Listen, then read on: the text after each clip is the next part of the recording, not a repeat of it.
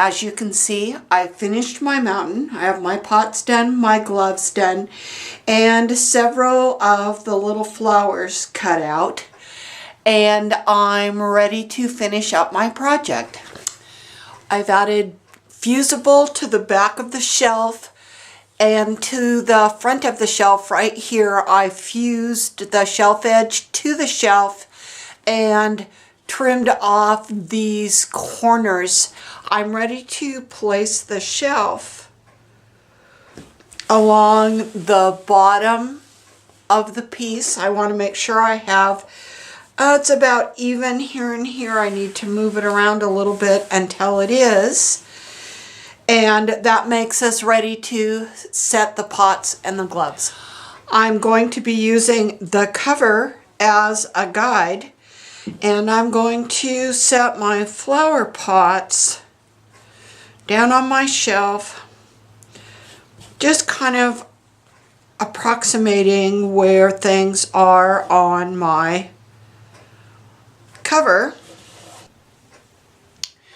Again, using the cover as a guide, I've positioned the gloves.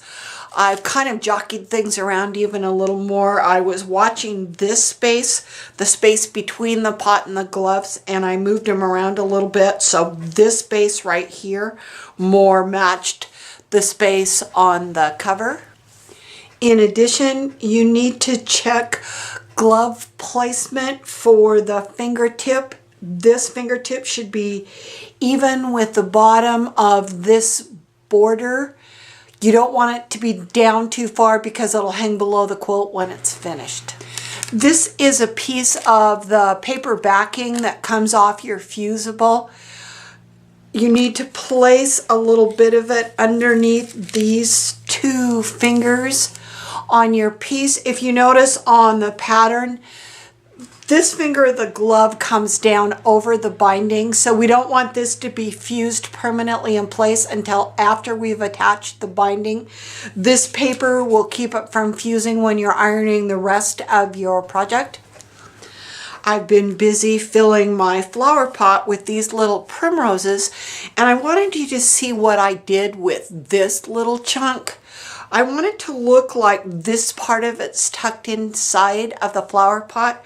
So I cut this shape really close to this curve right here so that when I set it down, let me zoom in a little bit and see if I can make that easier to see. Much closer. It's this little edge of this little clump of flowers. I trim them at kind of a curve so they match this edge of the flower pot. When I set them in there, it now looks like these little purple flowers are behind the lip of the pot. I just cut another little piece right here to fill up that little hole, and I just kept stacking it up and filling it up until I had my pot full. I wanted my pot to be full enough so that the top of it came just above this horizon line. It helps push the horizon line farther back in the picture.